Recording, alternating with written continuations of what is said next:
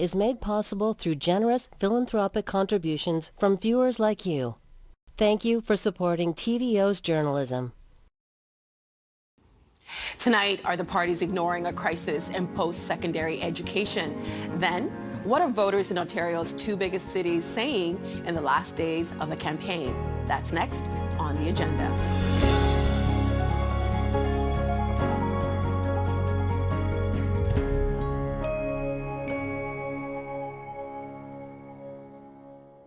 A provincial tuition freeze and a federal cap on foreign student visas are squeezing the public funding available for Ontario's post-secondary institutions, especially colleges. Mass program closures and layoffs have been the result. If higher education is in crisis, why isn't it a bigger election issue? Let's ask Ann Sato, President Emerita of Toronto's George Brown College, Alex Usher, CEO of Higher Education Strategy Associates, and Elizabeth Buckner, Associate Professor of Higher Education at the Ontario Institute for Studies in Education, or OISE, at the University of Toronto. Welcome to you all. Hi. And Elizabeth, this is your first time, so thank you so much for coming on. It will be fun, I promise. Thanks for having me. So it's good to see you all. Alex, I wanted to start with you. How many college and university programs do you estimate that have been closed or canceled in Ontario for lack of funding in 2024? Because it seems like every time on the news, every day, programs have been shut, layoffs have happened. So when this all started, I guess in the January, we had reductions in the number of visas available to colleges. In September, the federal government changed the pathway to citizenship, which effectively cut it off for about half of all college programs. I estimated at that point that what you were looking at in colleges was about a 20% drop in income, 25% drop in income from last year to next year. And that would probably mean the closure of about 1,000 programs. And what we've seen so far, I think, is 6 institutions, each of which have shuttered 50 programs or thereabouts. And so, yeah, we're on track for a little over 1,000 right now. That's a lot, because I imagine if you're in high school and you're planning on going to college or university and you have your passion or you have your sights set, and then that program is canceled, it must impact the students themselves. But for the institutions, I just wanted to do a quick follow-up from you both to see how it's impacting your institutions. Elizabeth, how is this impacting universities? Yeah, well, we haven't seen as many program closures at universities. There are some, but colleges are really being impacted much more by program closures. What we've seen at universities is more cuts to staff, layoffs that are affecting, for example, student services, student-facing services. And so the concerns with universities, in addition to program closures, certainly, or suspensions, is that students will have less support. And so they might be enrolled, but they'll be possibly in much larger classes, and then they'll have fewer supports for graduating. And so really the problem is one of equity. The students who are sort of struggling more, who come from more disadvantaged backgrounds, are probably going to be affected the worst. I haven't heard that part about it, so thank you for mentioning that. And what about colleges? How is this impacting colleges? Well, realizing that colleges face a structural deficit for every domestic student that they educate, for the average cost program, they lose about $2,000 to $3,000. And that's because the operating grants are the lowest in all of Canada, and they've been frozen for 15 years. Tuitions were cut back by 10% in 2019, and they have been frozen ever since. And so when you have that kind of a structural deficit, it's very difficult to find a way out of it. International students were one way where colleges could supplement the revenues and increase the number of programs that were available by virtue of the student mix. And now, because of the significant cutbacks in international student visas and the pathway to postgraduate work, because of the restrictions on who can get those permits, that has had a devastating effect on the system. I am going to follow up on that because I don't know if you realize we're in an election period, but about parties and tuition being frozen. But Alex, I wanted to talk to you a little bit about the Blue Ribbon Panel. Yep. This show has covered it for a couple of times actually, and this was something that the government commissioned to, I guess, get an understanding of how much money is being spent in post-secondary education. There was recommendations that came out of it, but why do you think the government has been reluctant to implement any of the recommendations of that Blue Ribbon Panel? Well, it's implemented some of them in the sense that the government asked, or pardon me, the panel asked for a certain increase in government grants, and it asked for a rise in tuition. And there was no rise in tuition, and that was where about 60% of the money was going to come from. So we're down 60% already. And if my memory serves, they said yes to about 70% of the money that the Blue Ribbon Panel asked for. So, there was an ask of $1 billion or so a year, and what the system got was about $350, $400 million a year. That's substantial deficit. And we were already down by billions. And this was before, you have to remember, the Blue Ribbon Panel reported before all the issues with international students. And international students, the loss in the colleges alone is $2 billion. Okay, so if you look at what the government of Ontario has been giving compared to the financial losses that institutions are taking, which in turn are on top of those structural deficits that Anne talked about, you can see that, yes, there has been some government response. I mean, Doug Ford can legitimately say there's been a response, but it's been tiny compared to what was needed. And I guess there are all these unintended consequences because I mentioned it's impacting students, it's impacting the teachers, but it's also having an impact on the labor force because we have this understanding that you go to post-secondary education to pursue certain jobs. Certain jobs actually require you to have that education. So Anne, what are your biggest fears for Ontario's labor force if the financial squeeze continues? I think my biggest fear right now is exacerbated by the fact that we have a pending trade war. And I don't think any of us know exactly how that's going to manifest itself. I think we're at a time of an existential crisis. And I think that we're going to have to respond, and I'll talk about Ontario. We're going to have to respond by being more competitive. And that's going to mean that we need people in the labor market with the right skills to fuel growth in certain industries, to fuel growth in capacity where we might have to change our pattern of what we import or export. And if you don't have the programs available in colleges and universities, but I'll talk about colleges, to meet those labor market needs, you're going to be in an even worse position from a responding to the threat and responding to how are we going to be competitive in the future. And when the federal government did their blunt instrument approach to cutting back on international student visas, they didn't take into account the fact that geographically, labor markets are different, and you might need different skills. I was talking before we got on the show about, I remember being in Jasper a number of summers ago when our younger son was working at Jasper Park Lodge for the summer. So we went out for a week. At the time, a number of restaurants had signs on them that said, we're only open for breakfast, not only lunch or dinner, or we're only open for lunch because we don't have enough staff. So if you have an area that relies on tourism for its economic well-being, you might need a different type of graduate. And if you cut back at a blunt instrument level, the kind of education you support with postgraduate work permits, you're going to have more significant impacts in certain areas than anyone would have predicted. And Elizabeth, I saw you nodding. Yeah, I agree completely. And this is a time where we also are thinking about sort of what is the future, what is going to be the nature of the future economy. We have AI changing things. There's like a demand for green skills. And these are areas where the colleges historically have, been able to produce sort of applied, graduates with applied skills, but they need the funding to be able to respond to changing labor markets. And so, traditionally we have done quite well, colleges and universities, and, assessments sort of say, okay, we've done a good job of producing labor for our labor market, but we don't, we need to be able to continue to adapt, and that's sort of the problem. And again, I'll go back to the question of inequality between institutions. Not all institutions can ride this wave in the same way, and we know that it's the ones in the, in Toronto and urban areas in the GTA that are older and wealthier that will, they'll have fewer program cuts. Students who can get into those institutions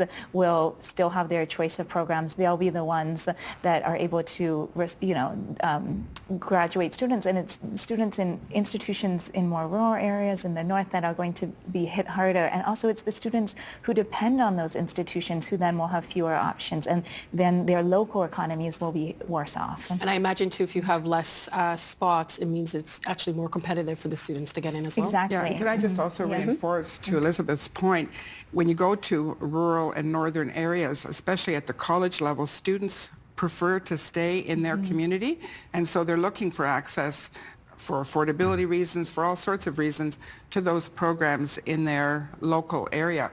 And if the large program cuts come, largely outside the larger urban areas, that's going to hurt even more. I want to bring up a chart that it's actually your chart, and if you can explain it to us, so what it is. So Shelton, if you can bring this up. And it's a chart of post-secondary operating income since 2001 to 2002, which includes Ontario's $1.3 billion top up to 2027. The red line marks when that funding ends. The amount of funding on the right side of the red line is projected. Alex, can you please walk us through what we're seeing here? What's the significance? So look at the blue area there, because that tells you the story about government funding. And government funding peaked effectively just after the financial crisis in 2010. So Anne, you said it's been 15 years of cuts. Yeah, and they haven't all been cuts. I mean, it's mostly been freezes. And you allow inflation to eat away at it. And you can see that is something that happened, that started well back in the Liberal period, right? That was, it was under, I guess the peak would still have been under McGuinty, even though higher education funding increased quite a bit under Dalton McGuinty. But we've had 15 years of gradual decline. And what institutions have done over time is ask students to pay that. I mean, that was in effect the way that this whole system was supposed to work. And until about 2012, 2013, that was still mostly domestic students. After that, as Anne said, people started to look at international students because there wasn't a tuition cut, there weren't the same curbs on tuition regulation, so they could charge a more market rate. And you can see it went up and up and up until this year. And what you see is about a $3 billion drop in revenue, a little more on the college side than on the university, or a little bit more on the college side than the university side. Tuition fees are higher in universities, but colleges were more dependent on international students. So it evens out. And, $3 billion in 1 year is a lot to take in, right? That's an 8 or 9% cut in 1 year, and everybody's adjusting to it. And it doesn't look like it's coming back, right? I mean, you can see when the Ford government talks about new funding, you can see that little blip around 22, 23, but it's tiny, right? It's not very big compared to the whole thing, and it's certainly nothing in comparison with the drop in funds that we've seen in the last little while. That funding, that blimp in funding, was also spread over 3 years. Yeah. So when you translate that to what happened to the college system, I think the college system across 24 colleges got about $100 million a year, which is a drop in the bucket when you look at a reduction of billions. Yeah. Which brings us to the election. And whatever government comes into power, they will be running the show until presumably 2029. And considering that an investment in an education is an investment in future economic growth, why do you think post-secondary education is not getting the headlines it should maybe getting during this election cycle? Elizabeth, I'll start with you. Yeah, it's unfortunate, certainly. I think that voters are distracted. There are just simply more politically pressing issues. There's the tariffs and there's healthcare crises. And, post-secondary education always has to vie with other sectors for attention. And so even though, we are in crisis in many ways, the other issues are more pressing. And I will also add that many of the individuals, the international students themselves, whose lives have been upended by these policies, are not voters. And so it is an issue that sort of has undue influence on people who aren't participating in the election. But this will impact domestic students too. Certainly, it will. But again, post-secondary education is a small, much smaller proportion of people are in post-secondary at any one time. So it's sort of on their radar than K-12, for example. And so unfortunately, that won't be the case. If you have kids in schools now, you're going to need a strong post-secondary, college and university sector in the future, but it might not be on the top of mind right now. And Anne? I think what people have cared about post-secondary education when they have a child or a family member who's ready to go to post-secondary, and they care that they have a spot for that family member, and they care that the tuition is reasonable. To date, the colleges and the universities in Ontario have done a great job. They've been able to weather the storms. They've had capacity available to take those kids. And so it hasn't been an issue. It hasn't risen to the crisis level that we're probably likely to be facing in the short order. And it's never, frankly, polled well. I've talked to a lot of people who have worked on the political side of the just political side, and they always say it just doesn't poll well, because if there's capacity there, if your kid or your family member is going to get a spot, cost is reasonable, I don't have to worry about it. But now we're at a point where I don't think the colleges, especially and the universities, are going to be able to recover from this total onslaught of issues to deal with. So if families care about this issue when it impacts their own, what about the labor market? What about governments? This is something that will impact everybody at some point. No? I just don't think governments care about growth anymore. Like I don't see governments anywhere in this country making serious efforts to increase productivity, to increase output. What they care about is dollars in pockets. And you get these very short-term affordability discussions. There's nothing about investing for the future. And that's not just Ontario, that's everybody. But Alex, don't you think that's going to change with what we're facing right now with a potential trade war with the U.S.? I think they're starting to talk about the economy and how we're going to be successful, and things do have to change. And if they don't start thinking about productivity, and if they don't start thinking about having the right skilled labor market, and in fact, even understanding what the labor market needs, I think that's one of our biggest problems. The federal government and the provincial government have to work together to come up with a plan that says, this is the kind of profile of labor market we need in the future, and how are we going to make sure that we get there? And part of that could be international students, which I still feel we are going to rely on, or need to rely on, to meet our total labor market needs in the future. Well, we can come back to this. I just want to show you, because we had a debate last week, and we want to show you a clip of what the leaders had to say about post-secondary education. Please roll the clip. The answer isn't to increase tuitions. The answer is to properly fund post-secondary institutions. And I will add that the reliance on international students breaks my heart. A lot of those young people wanted to come here to build a life.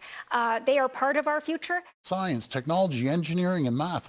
Those are the jobs of the future. We're going to continue investing in it, not to mention the skilled trades. There's a reason why all the trade unions are supporting us. At one time used to support you, but they know there's no future with any of your parties. My plan would be to cap foreign students at 10% so our kids have more space and reliance.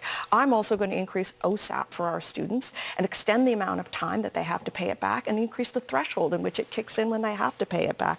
But let's fund our colleges and universities properly. The $1.3 billion that was given to universities and colleges wasn't even enough to make up for the loss in funding from international students. We will not solve this crisis. We will not generate the trained workers we need for our economy if we don't fix this. So I would like to get your reactions to what the leaders said. What stands out for you, good and bad? Elizabeth, I'll start with you. Yeah, well, I'll say that, it's welcome, certainly, to hear that the NDP and Liberals and Greens are talking about properly funding post-secondary. Of course, their estimates are not really even making up for the Blue Ribbon Panel's suggestion. But I also, and obviously, hearing funding of OSAP is good. We want to restore OSAP funding because that supports students who wouldn't be able to attend otherwise. Personally, I think the cap on tuition that all the parties are pretty much sticking with, as far as I understand, is a problem. Why do you think that's a red line for parties? I mean, no one wants to pay more. No one wants to be the party saying, yes, we want to charge you more in tuition. But the reality is that many families could afford to pay more in tuition. And that if there are fewer students in colleges and universities because we're not willing to pay higher taxes or willing to charge more tuition, then the public money that we are putting to higher education ends up being a subsidy for the upper middle class. And that's actually incredibly inequitable. Alex, what did you think of what the leaders had to say? Well, it was interesting, I think, Premier Ford's comment about STEM. I'm not sure what he was referring to about how they have been investing in STEM, because they haven't. But just recently, apparently, they have suggested that they will put, I think the number was 750 million around there, in STEM over the next little while. And I think that's interesting because you asked what would make this an issue, and I think it's not whether or not your kid can get a spot in university or college, because we kind of solved the access problem, like most people will go, but what if they can't get into the program they want to get into? And it's the STEM programs where the real demand is. It's the STEM programs that are expensive. Institutions have been covering the cost of rising enrollment there. They've been, shifting out of cheap programs and into more expensive programs, bearing that cost themselves. I think what the Conservatives were really worried about was people saying, what if my kid can't get into the computer science program they want to get into? What if they can't get into the engineering program? And that's probably what they want to avoid, is a situation where a certain chunk of the middle class are having those kitchen table conversations saying, wow, this underfunding is going to affect my child. I don't think it has yet, because yes, we're talking about cutting programs now, but that hasn't affected anybody's decision yet. But in the next couple of years, it might. And so I think that's probably what the STEM comment is about. And Anne? First of all, I'd like to say that I don't agree that we can keep tuitions frozen. I mean, they were frozen, and because of inflation, we've continued to fall behind. So I think something has to give there. I've always believed in a system where both government and the individual contribute. I think there's a fairness in that. And if there's an affordability issue, I think they have to go back to improving the OSAP loan and grant program. They cut that back significantly.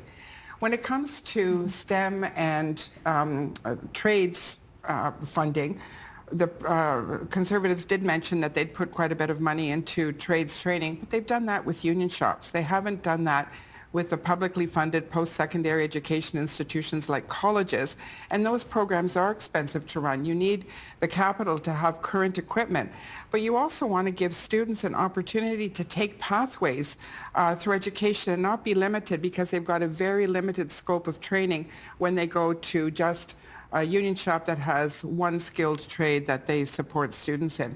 So I think we have to increase the grant. I think it's been kept low too long. I think we have to allow some leverage on tuition.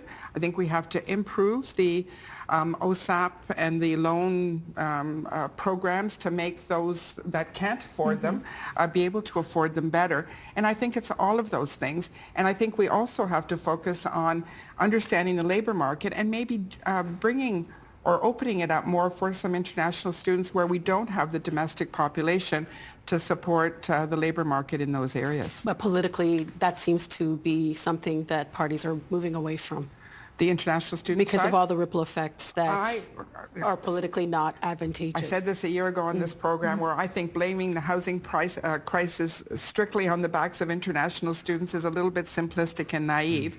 Yes, you have to have all of the supports available, but I think if the provinces and the federal government worked together to actually understand what their labor market needs are in particular areas, maybe a particular province would say to the federal government, we want you to loosen up the opportunity for international students in this area because we can't attract the domestic students and we need these people for our industry and labor market needs. I remember when I was still in high school, bursaries were still a thing that happened, and now bursaries have been eliminated. The Liberals are suggesting to cap the international students, increase OSAP. What else do you think could be some way to create financially sustainable funding for post-secondary education in Ontario? Because around international students, it's like it's good, then it's bad. And it also seems a little, I'm sure those students also want an education. They don't want to be political pawns. But what do you think is missing that we can create actually a financial, sustainable future? I'd like to get your thoughts on all of it. I have a couple of ideas. Go ahead. One thing I think we can do is we can incentivize collaboration. Right now, everyone does their own thing, and they spend a lot of money doing it. We also have heard that we have quite a significant importing of services from the United States. So if we can incentivize buying Canadian, I think that would help industry in Canada, but would also give a little bit of an incentive to post-secondary institutions to look at opportunities closer to home. But I think the collaboration between institutions would also be a huge opportunity that right now everyone does their own thing, and I think it ends up costing the system a lot more than it needs to. Yeah, I mean, I think there is some work that can be done on efficiencies, certainly. I mean, at the end of the day, this is a revenue crisis, and revenue is, the answer to financial stability for the sector. I go back to lifting the freeze on tuition. That should happen. And I hope that that the federal government there's some leeway there to change these caps. I think that they've gotten sort of worse, not better. They've extended them to graduate students now, which I really don't think makes sense given our long-term concerns for productivity and for research output. So possibly, working with the federal government to change some of their policies if the federal government changes, for example. And then there's also, of course, you leave institutions to their sort of pursuing other sources of revenue through entrepreneurial activity, which led them down the path to this. But I mean, there are other, sort of other revenue streams through like credentials, smaller credentials that are fully, borne by the students. I mean, micro credentials, that sort of thing. I don't know how much additional revenue that can really bring, but some, hopefully. I'm hearing from the common thing that both of you are saying is a collaboration piece. And Alex, you study this space. You're very passionate about this space. What do you think is missing? Well, I'm not sure I can add very much to that. I mean, you need more money from government, and I think the Greens and the NDP have, in their way, gestured towards that. You need more tuition revenues, and nobody's gestured towards that. You need some efficiencies, and that's going to happen anyway. I don't think it's a huge secret that there's a lot of stuff in universities you could re-engineer if you wanted to, right? Colleges are a little bit leaner, but universities, I think in particular, there are lots of ways that the sector is reluctant to look at its own practices, let's put it that way. And so this crisis, if you will, is maybe a little bit salutary, and that people are looking at things and say, gosh, maybe we don't need to do that. I mean, you can get rid of some things that are a little bit extraneous, and you don't need as much revenue. That's not terrible, right? But it is those three, and of course part of the piece, as Anne said, on tuition revenues, is that some of it's is probably going to have to come from international students. Universities and colleges are, to a certain extent, they're businesses. They're selling educational services. Let them sell. Part of your answer was very mysterious, but that's probably another panel. Okay. But I think part of this discussion, maybe like the elephant in the room, is that if we valued education, we would pay more for it. So does this mean in some respects Ontarians don't think higher education is of value? No, I mean, I think they do think it's a value, certainly. And I think that, they care about it. They definitely care about it for themselves. We know, we've taken our higher education system for granted. We've had a high quality sector for a long time, and we've done it on, much less funding than other provinces. And that's partly because we are able to attract international students, and we have a strong, labor market for them. It's just... and we've done a good job. I think that it's just that, we've taken it for granted. We're not willing to pay. And I think that's with many things. No one wants to pay. But I come back to either we pay in taxes, or we pay in tuition, or we pay later. We pay down the road by, less productivity. And so we will pay for it. I'm also thinking if you are someone who might be thinking about going into teaching, that you're looking at the sector and thinking, no, maybe I should pursue something else. Do you worry about that and how that might impact the future educators watching what's happening in this sector? Well, we've seen it before. I mean, we were in exactly this position from about 1996 to 2000, right? And you did see most institutions did stop hiring for 3 or 4 years. It's very unfortunate for people who are of a certain age who want to get into it, but it seems to me that we have yet to find a way of running our post-secondary system in a way where we don't have these every 25 years. We have these big chopping exercises because we haven't figured out a plan for the long term. Yeah, I think the point about complacency is a valid one. I mean, I think it's always been there and it hasn't been an issue. I think this is our opportunity to actually tie the value of post-secondary education more closely to our economy and our competitiveness. And then I think people will start to care more. Well, tell us more about that. What is the relationship between an educated workforce and economic growth? You have the workforce that you need to be able to staff the industries that you're trying to grow or that you're trying to make more productive. And if you don't have that labor market, you can't grow and you can't even meet your basic needs. And we know that things have to change if we're going to get into a trade war with the States. Yeah, and I just want to remind everyone that the purpose of higher education and its value to society is not only economic. And it's true that that is many people's reason for going is to better job and your lifetime earnings are substantially higher. But the value of having strong colleges and universities, is more than economic, right? They're anchor institutions for communities. They support the arts. They also support social mobility. If we want to be a society where you can have opportunity and you don't have to be sort of born into it, then we need a strong post-secondary system. We've got about 3 minutes left, and you've mentioned the U.S. President, President Trump, and this week he seemed to confirm that tariffs will be coming to Canada, to Canadian imports on March 1st. As of this taping, we have no details. If I can just get from you quickly, a minute each, how could an educated to skilled workforce, how to mitigate the economic damage that these tariffs are expected to cause? Alex, I'll start with you. I'm not sure I would go right away to the skilled workforce. I think a lot of it has to do with the way that we make our economy more knowledge intensive.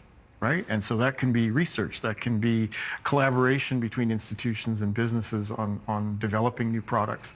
I actually kind of think that's where we've been falling down. We haven't put the investments that have allowed us to, go to places like Finland, go to places like the Netherlands or Belgium. You can see the difference that universities in particular play in the economy and the way that they grow.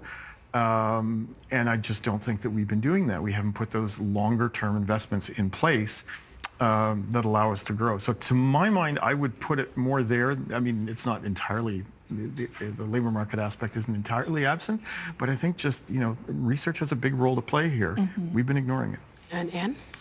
And I'd like to add that applied research is very important as well. Pure research is more of the university purview. Applied research, which does help our productivity, which does help how effectively we use our resources and the inputs into any kind of a production process.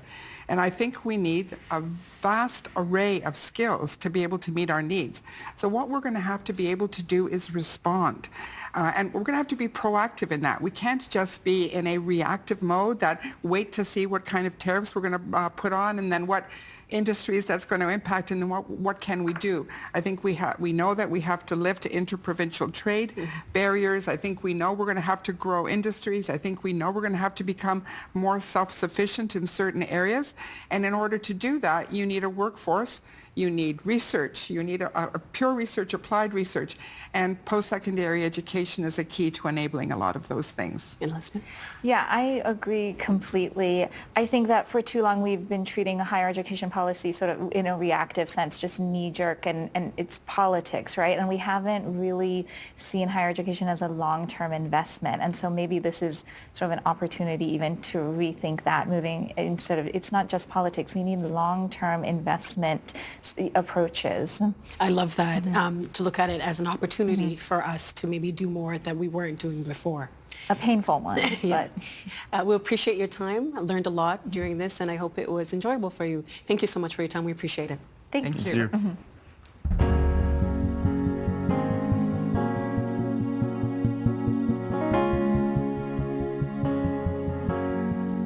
With just one day to go before Election Day, we're joined by two journalists who spent a lot of time talking to voters in two of Ontario's largest cities. For our last look at what the public thinks about this campaign, we welcome, in the nation's capital, Rebecca Zandbergen, host of Ottawa Morning for CBC Radio. And with us in studio, Richard Southern, Queen's Park reporter for 680 News Radio. Hi to you both. Ma'am, good to be here. Yeah. Do you have election fever? Election Rebecca and I do. I'm feeling it. Good to have you back, Richard. Rebecca, this is your first time. It is election eve. I know you both are probably exhausted. And so thank you so much for making time for us. So healthcare, housing, and tariffs are among the big topics this election. We would like to know, what are the local issues in your cities? Rebecca, I'll start with you. I mean, a lot of those things, of course, matter here locally as well. We certainly talk a lot on the show about doctors and how so many people, just this morning, we were talking about trying to get a doctor for someone's unborn baby and how they had just secured one. So that's always a big one. We spoke to someone in Paikin, just outside of Ottawa, who says, they're an older person wondering what's available to them in a caregiving environment. So, yeah, healthcare is always going to be a big one no matter where you go. And tariffs, lots of talk about concern for companies who are wondering what it means for their livelihoods, for their business, for their companies. One of the things that's really important here in Ottawa recently, of course, is LRT and who will take ownership of LRT. It's been a big factor here in the costs the city is seeing, and our OC Transpo is running just a huge deficit. And part of that, of course, is that we've been building this LRT across the city in multiple directions.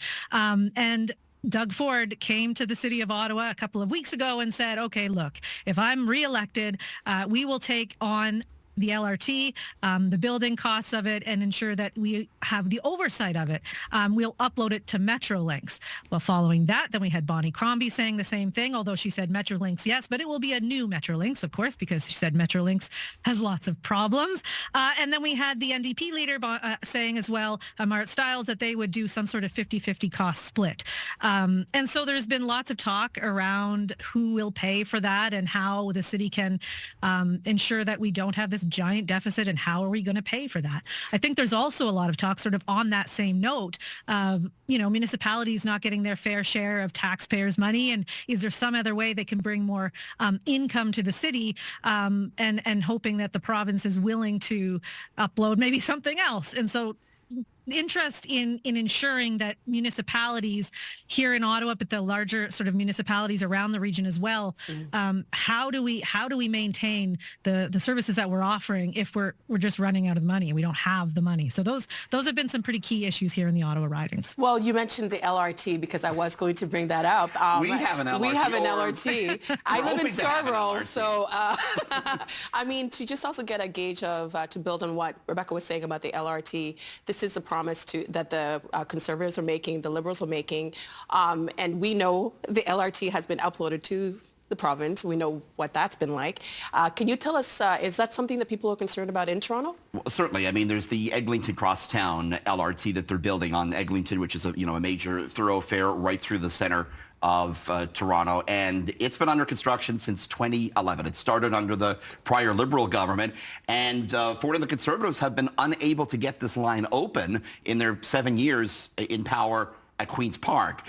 It has run over budget. It was supposed to open in 2020, and this has really been a thorn in the side of Premier Ford and his Conservatives, because there's a lot of people that have been waiting for this line to open. There's a lot of businesses who have had their livelihood disrupted because of all the construction that had been going on with this. I asked Ford at a campaign stop the other day, hey, you're asking for the people's vote. Can you tell us, when is this line going to open?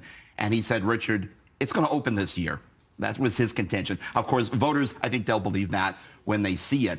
So it's been a big problem for the Conservatives, but I don't know how much it's resonating with voters in the sense that it hasn't come up a lot on the trail, and I don't think it's really moved the needle in the polls to any great extent. I mean, there are memes suggesting that people have teenagers, the ages that older than. Well, the Toronto Star did a great, fun report not too many months ago about all the other great public works that have been built faster than the Eglinton LRT, not the least of which was the Channel Tunnel, which was built underneath the English Channel between London and Paris, built and opened quicker than the Eglinton LRT. But transit is a big issue for my listeners here in Toronto. And, What else on top of that? I mean, I'm on a transit-focused station that does a lot of traffic reports, and a lot of my listeners are stuck in gridlock all the time.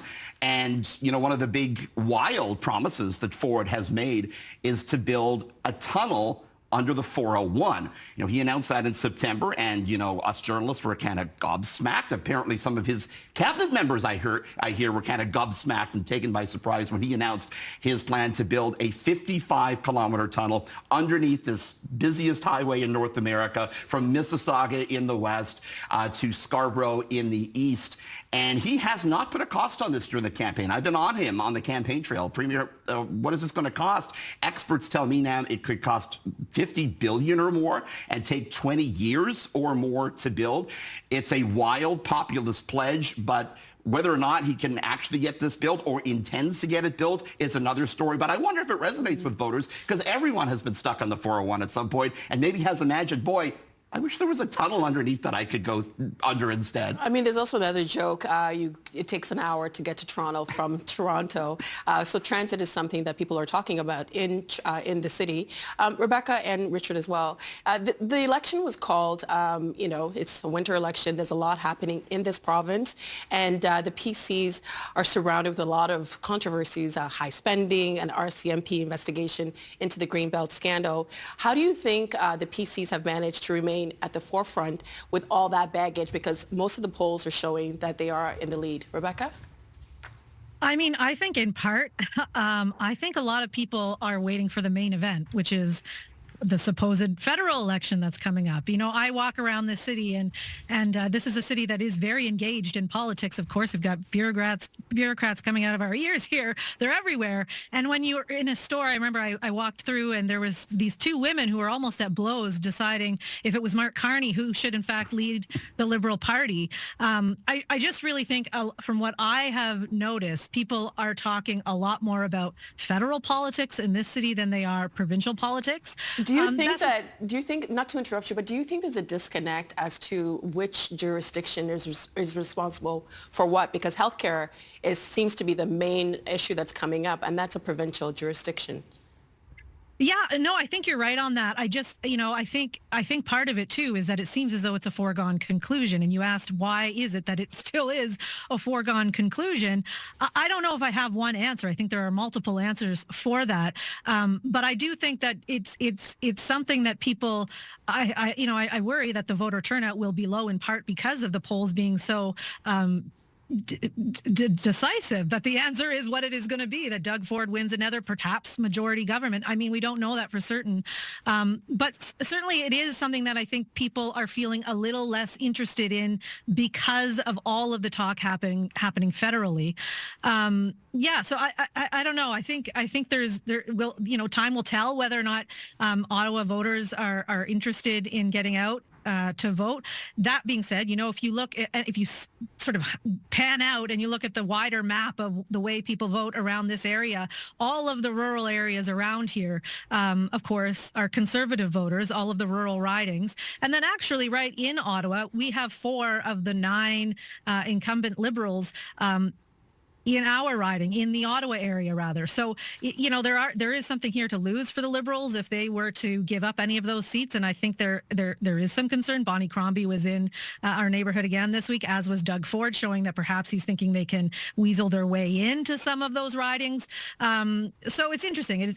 It's you know, urban settings always have a different kind of a vote than the rest of the province rurally. So I'm interested to see how it plays out. And we also have 4 incumbents who are not running. So that will be interesting to see what happens there. And 3 of those are PC candidates. So lots to talk about in these ridings. I think Rebecca's right in that there is a lot of voter apathy out there. There is a lot of focus on the federal race. But I think Ford's continued lead in the polls comes back to, whether you agree with it or not, how the campaign has framed the ballot box question. Who do you want to deal with Trump? Who do you want to push back against the U.S. tariff issue?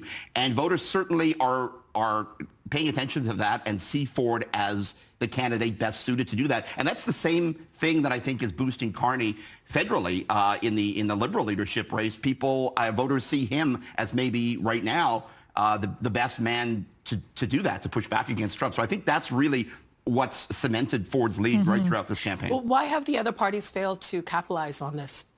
I would weigh in. I mean, it's partly because Doug Ford has had the opportunity to go to Washington and be the face of the provincial official who is there talking to the officials in Washington. The other candidates have not enjoyed that luxury. Some worried that maybe his time would be divided and his interest is more on the Washington side of things than it is in Ontario, and yet that seems to have worked for him. Mark Carney's success in the polls right now for the Liberals might be rubbing off on Bonnie Crombie as well. We've certainly heard that seems to maybe, she said herself, helped her a little bit in how people are perceiving that party right now, and perhaps why we're seeing them moving ahead in the polls. So, yeah, I think Doug Trump. You see my problem here. Doug Ford. Doug Ford. Doug Ford. I think that he called this election for that reason. He saw an opportunity. He knew that it would work, and it's working. I think you're right. I think there is a reason why he called the election now, and it's largely to do with American politics. He saw an opportunity to capitalize on a disorganized Liberal Party as well that didn't have a lot of funds on hand to run advertisements early. We saw it a year ago when the Conservatives tried to brand Bonnie Crombie as, a tax and spend Liberal. She's, quote, too expensive. And they kind of painted that picture for voters before Crombie and the Liberals had a chance to respond. So a much better organization on the Conservative side than certainly some disorganized campaigns, I think it's fair to say, that we've seen for the Liberals and the NDP. I want to bring it back to the voters because, Rebecca, you mentioned voter apathy because whatever party gets elected tomorrow night is the party that's going to be in charge of healthcare, housing, all of the issues that impact our daily lives. We've had 3 days of advance voting. Richard, can you talk to us about what the advance polls showed? Are the numbers better than previous years or are they worse? Well, only 6% of eligible voters showed up to vote in the advance polls. That's not good any way you shape it, but apparently it is a little bit better than what we did see in 2022. So I think there's two ways to look at it. 6% is quite low, but there is some more appetite than we saw in the last election. We'll see what happens on election day. It's going to be a little snowy here in Toronto. We'll see if the weather might keep some people at home. Right now, it doesn't look like it's going to be any more of a sizable turnout than the 44% we saw turn out in the last election. In 2022. Yeah. Rebecca, what about in Ottawa?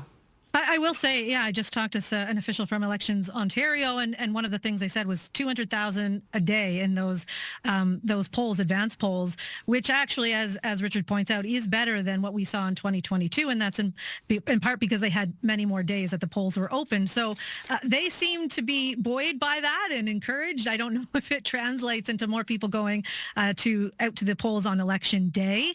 I know that people are worried if there's a 3 in front of the numbers. That will be a big miss.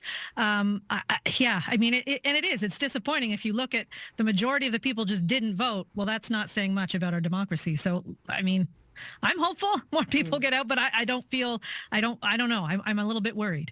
You mentioned that there were 4 ridings in Ottawa where the previous sitting member is not running. Are people expected to vote for that same party or differently? I think Nepean is one riding where Lisa MacLeod, she's been in that seat for 20 years. It took a break after some controversy. Though, when you go out into the riding, some of our reporters have been there and they certainly seem as though they're not unhappy with Lisa MacLeod, those who voted for her. This is the same riding that John Baird was in as well before he was a cabinet minister in Stephen Harper's government. Also, we've got the Carleton riding. Goldie Gamari was ousted. Same thing, though. We've got George Deroux running in that, the city councillor, City of Ottawa, and has been a long time since for a number of years. This is Pierre Poilievre's riding, so there's a lot of Conservative support in that riding. So it's, I think someone said this morning in our story meeting that if George Deroux doesn't win, they'd eat their shirt. So I think that probably is a Conservative go again. Ottawa Centre, that's an interesting one. That one kind of flip-flops back and forth between Liberals and the NDP. Was an NDP in 2022, since 2018, in fact. And Catherine McKenney is running this time. Ran for mayor, was a city councillor. I think the NDP is hopeful that they can peg their support or peg their hopes on them making it through again. So, so I think it'll be interesting. And then, of course, in Renfrew, there was a John Yakubuski, more than 20 years a Conservative in that riding, and his dad was a Tory in the 60s, 70s, and 80s. So sort of the legacy piece there. And I think that one, again, going to stay Conservative. So, Richard, in Toronto, are there any similar situations happening in Toronto? Quite a few hot ridings I'm watching, including the one the TVO studios are in right now, and that's Toronto St. Paul's. This has been a long-time Liberal stronghold provincially, up until 2018 when the NDP took it in that big landslide. Jill Andrews is the incumbent, but the Liberals have a star candidate, a former journalist in Stephanie Smythe, who's trying to win this riding back. And I was out on the campaign trail with Smythe the other day, and she was stumping in front of the aforementioned still closed Eglinton LRT, trying to make that an issue to win back some votes. I'm told it's a very close race, one the Liberals are hoping to win at Toronto St. Paul's. There's also York South-Weston. The Premier's nephew, Michael Ford, held that riding, but he's not running again. And that's a riding he won by less than 1,000 votes in 2022. So the Liberals are hoping to win that riding. There's Eglinton Lawrence, another hotly contested race where the incumbent Robin Martin is not running. In that riding is another star Liberal candidate, Vince Gasparo, who's been mentioned as a possible future leader of the party. The Liberals hoping that they can win that seat back as well. So, some of these close seats that Rebecca and I have talked about break one way or another. It's possible we see some surprises tomorrow on election night now. Mm-hmm. Well, surprises too, because tomorrow is it's election day. And if people are undecided, maybe it's an opportunity for them to make their mind. I wanted to get from you both, which party do you think has run the most effective campaign and which has run the poorest? Rebecca? I think Don, I did it again. I think that, my apologies. I think Doug Ford's campaign has been the most successful and probably, frustrating for those who want to hear more from Doug Ford through this campaign. Successful in that, he's in the lead and nothing seemed to be breaking that lead. So why offer anything more until the very end? And when they did offer a policy, then it's, still sparse. It doesn't have a ton of details. And so I think, that's effective. People may not like it, but it is effective. As for a poor campaign, I think that both the NDP and the Liberals, I think, I don't know if I'd call it poor, but part of the problem with both of those parties is that they parrot each other in a lot of ways. And I think it becomes difficult for the voters to know which one to vote for. You want to be different than the others, but then if you have Liberal leader Bonnie Crombie saying, vote for me, not the NDP, hey, NDP voters come to me, well then you are sort of suggesting that you're the same. So I think that's been part of the problem, is that they haven't been able to find that line in the sand that separates them. It's interesting because you would think that they would be going for the big person, the big guy, right? I mean, look, Nam, the Liberals and the NDP, I think it's fair to say, have not run good campaigns here at all. I mean, the Liberals, did they vet any of their candidates? I mean, the PCs on an almost daily basis are bringing up past tweets, some of them just from a year or two ago, of candidates speaking out against Bonnie Crombie or taking some issues on some very controversial subjects. There hasn't been a lot of vetting going on. The campaign stops have been disorganized. And the message has been a bit muddled. I mean, just yesterday with Bonnie Crombie saying she's throwing her support behind Mark Carney. That was the story out of the provincial Liberal camp yesterday, not her other promises of cutting taxes or giving everyone a doctor. Ford clearly has run a good campaign. The PC party had that advantage of knowing when the election was coming. But you know what? We've been talking about an early election since May, since a young up-and-coming reporter in Steve Paikin was the first to sort of suggest that we could have an early election. So I don't think there's a lot of excuse for the Liberals and NDP to have not been ready for this. They certainly don't look like they were very ready. We have about 2 minutes left, and I just wanted to give you an opportunity. How do you see this election playing out tomorrow night, Rebecca? Well, I think... it's funny. I have family members who told me they're not voting because they've been upset with some of the policies that have been announced, and they feel like their vote is lost anyway because it's a done deal. And I think the way it plays out for me is really, I think this is I think it's Doug Ford's to lose, but the more interesting storyline for me is what this election's going to say about our democracy. And if people aren't going to get out to vote, what does that mean? What do we do to prevent that from happening in the future? Because it's a big problem. If so many people aren't voting, do we really have a government we want? For me, that's what I'm going to be watching. And I hope other people are watching it too. Other people who are smarter than me that can figure out how to fix this. I mean, conservative insiders are telling me right now that, they're eyeing 90 seats or more. Maybe they're being a little optimistic. I don't know. I think the record was David Peterson in 1985 winning 95 seats. Could we be looking at another record? Maybe. I think the real story tomorrow will be the race for second place, right? Will Bonnie Crombie win her seat in Mississauga East Cooksville, number one? Will the Liberals get official party status back? Will they form the official opposition? Certainly looks like the NDP is going to finish third at this point. It's that race for second we're going to be looking closely at. We're going to be looking at those key races. As Rebecca says, it's Ford's to lose tomorrow. I think back on the piece of what you just said, Rebecca, about the apathy, because we're journalists, and I'm sure the politicians, we all want to encourage people to go out and vote. In our last minute, 30 seconds, what would you like to say to voters who might be trying to make a decision? Yeah, I think it's the only chance you get to ensure that you have a say. It may not feel as though it's going to make a difference, but if all of those who are feeling apathetic right now were to get out and vote, it might just make a difference.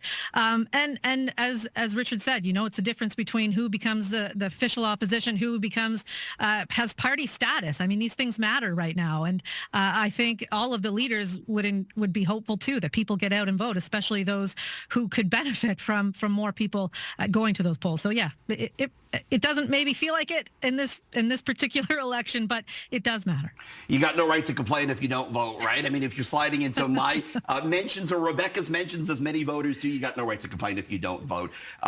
Look, I think some of these, just as a final thought, some of these populist promises from Ford has really resonated with voters in the last few days. His pledge just the other day to remove the minimum price from liquor, allowing the LCBO to potentially sell a bottle of vodka for little more than what the tax is on it. The 401 tunnel that's uncosted. A lot of these things have resonated with voters. But, if you're concerned about an issue, like many have reached out to me, concerned about ODSP, Ford's the only party, the PC, the only party not pledging to double disability payments. If you have an issue like that you're concerned about, certainly hope you go out and vote and make your voice heard tomorrow. Because these issues matter in the day-to-day of everybody's life here in Ontario. Really appreciate both of your time. I hope you get some sleep tonight.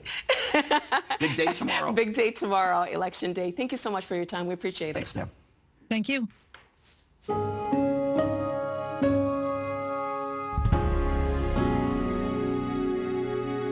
That is the agenda for Wednesday, February 26, 2025. Tomorrow, it's Election Day in Ontario. Join Steve Paikin, John Michael McGrath, Jayan Jagannathan, and yours truly as we dig into the issues with in-depth analysis and special guests. Our coverage begins at 8 p.m. and doesn't stop until after the final speech of the night.